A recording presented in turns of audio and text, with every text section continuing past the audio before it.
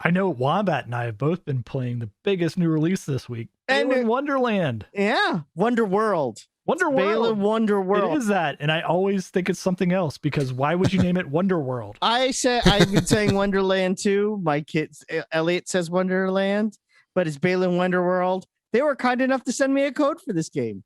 They were kind enough to let me buy it at Target. I didn't ask for it. I just went to Target and bought it. I know. The funny thing is, if I had known you wanted it before I redeemed my code, I probably would have just let you have it. No, this is more fun. I like both of us playing a game at the same time. That is true. I am just about finished with the second level on this game. I am 5 levels deep. Okay, so you're like in it. But I'm you've been about playing halfway through, yeah. Okay. Little less than halfway through. This game, I mean, it's a cute platformer at face value. That's I guess what it is. It's a little quirky, not just in style, but also in its gameplay. So this is done by one of the creators of Sonic, right? Is what I hear. Okay. I don't know. I don't know for sure. But that's what I hear. This is one of the Sonic inventors. So it's very much trying to be a Dreamcast PS2 type of platformer. In a way. But better. Like it's like if you remembered what those were with like kind of modern stuff to it. If the platformers you're used to playing most recently are ones like Super Lucky's Tale or even Super Mario Odyssey, I don't know how you're going to feel about Balan Wonderworld. It's a different style game. Yeah, it's a different style game, but if you just looked at like a trailer or screenshots, you might think that you're getting another game like that. Maybe. Yeah, just saying. What are you getting? What you're getting, you're a kid named Balan, I guess, or no? He has a name. That's true. I don't think that's true at all. You're a kid.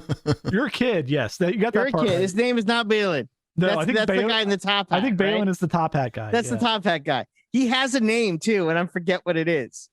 And you're this kid, and you get sucked into Balan's Wonderworld. You can either be a boy kid or a girl kid, or a boy kid or a girl kid. I just said a kid. I didn't pronoun it. And you said his name, right?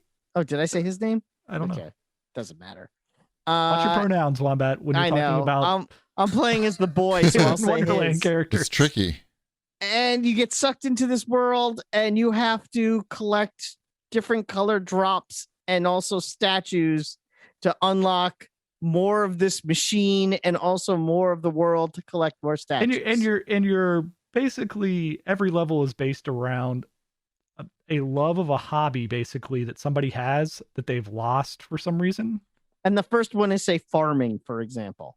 Correct. So you're trying to save this farm, and you go in. Now, here's where the game gets different than probably what you're used to. There is only one button other than moving the joysticks. Whatever button you push, whether it be A, B, X, Y, left stick, right stick trigger, whatever you push, other than the RB and LB, it's all going to do. Yes, other than RB and LB, they're all going to do the same thing. But what your character does is all dependent upon the costume that you're wearing, a la, say, Kid Chameleon, I guess. So you find these costumes while you're playing the game. Conveniently. And they're used to solve the puzzle. Usually that's right in front of your face, generally speaking. So the first one you find is not the Tasmanian Devil. That's how we called him. Just not. What is that? Is that the Tasmanian Devil? No, it's not. And, you put that costume on, you hit the button, he spins like a tornado. And then there's another one where you find it and he can jump higher or whatever it is that he needs to do. And that's basically what you're getting. And you're going through these levels. They're fairly short. You're collecting dewdrops and you're collecting statues. And then you raise these little, I don't know, like chicken things. It's very much like, what were those things in Sonic? What were those called? Oh yeah, they're like the things in Sonic. Sure, they're the things in Sonic. Yeah, that lived inside the VMU card. Yeah, inside the VMU. What were those things called? I don't know, but I know what you're talking about. Yeah. I I don't remember what The they're called. chows. Thank you. Chows. Yeah, there it Hig is. 71 in the Of chat. course, it's the chaos, but Without an S. chows. So you're collecting, and that's essentially the whole game. You're collecting dewdrops, you're collecting statues, you're trying on different costumes to There's get a lot to of more puzzle. statues. There's like a lot of puzzly stuff, and each level has specific costumes that are in that level. So, but you can bring costumes from other levels back into that. But there's things that are like good. The co-op is kind of interesting, kind of weird. But Dash and I have been playing through it. We're enjoying it. I can't do all of the exploring though. I come back and explore the levels afterwards. But I could see it being fun with a small child, but I don't know if it's a grown-up game. It's not a grown-up game. That's what I was waiting for you to say. It's a video game for kids or people who imported Japanese platforming games and like to do that. Like it's a very Japanese like aesthetic to it and weirdness to it. It's got some weirdness because my son was watching me play it, and it went to I finished the level and it went to the cutscene with the guy in the top hat. Yeah, the dancing. And he's like, I don't know what is going on here. But you're not supposed to. That's the joy. That's the joy I have in these type of games. It's like I'm like, all right, this is different. I like different. It's not for this is a not for everybody. It's not for everybody. It's not terrible at the same time. So. I don't think it's terrible either. I know that it got some pretty bad reviews overall. But it's a game that would be easy to say is terrible, but I truly don't believe it's terrible. It's a weird one. That's all I have to say about that. All right. I'm not going to. I should probably not look in the direction. You should probably not. Yeah, you don't need to buy that game. Good.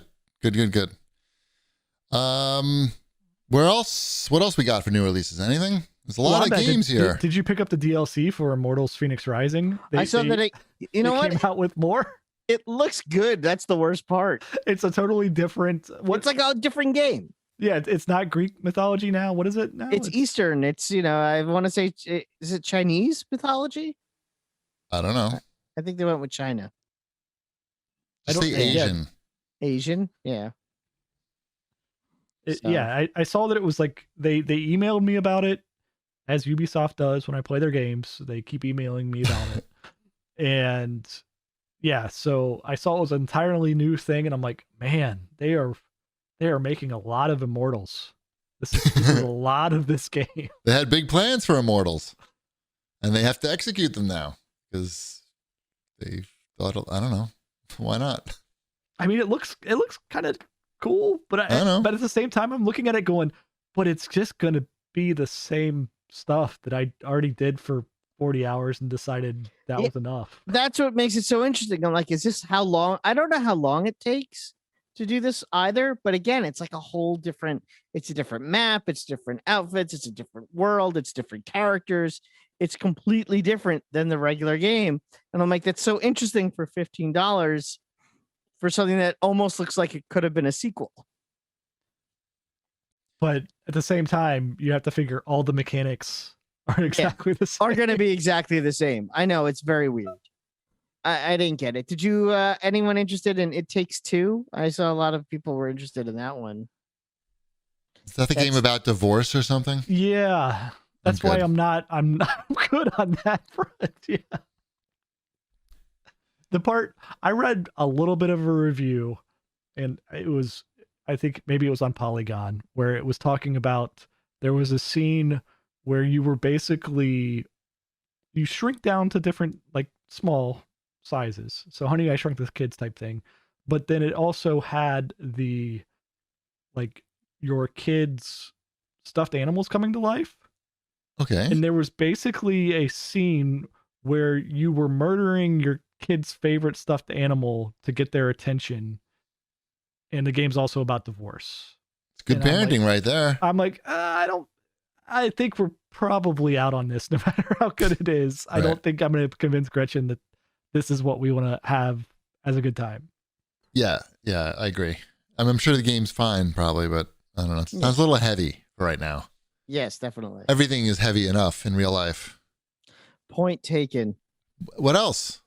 I played Octopath Traveler on the Xbox with Game Pass because I said I would, and I'm a man of my word. and I didn't hate it. I know people love that game. What kind of game is that? It is a JRPG. Oh. It is fairly traditional JRPG. Oh. Where you're wandering in the woods and there's random encounters and you're selecting your turn-based combat. And I selected the Hunter Lady because it's Octopath Traveler and you choose which one of 8 people's path you're going to follow. Hence the name Octopath Traveler. It's very literal. I know people love that game and I get it in the sense that if this is your bag, this is probably one that you're really going to like. It also it looks really good for, that for a pixel style JRPG that's remastered for new consoles. I happen to like the look that they went with it. I like the 3D effect when you're, in the forest and in the game. It's what game are you talking about? Octopus Octodad. I played that. That was cool with the arms and everything. Octodad Traveler. That was cool. I finished that game.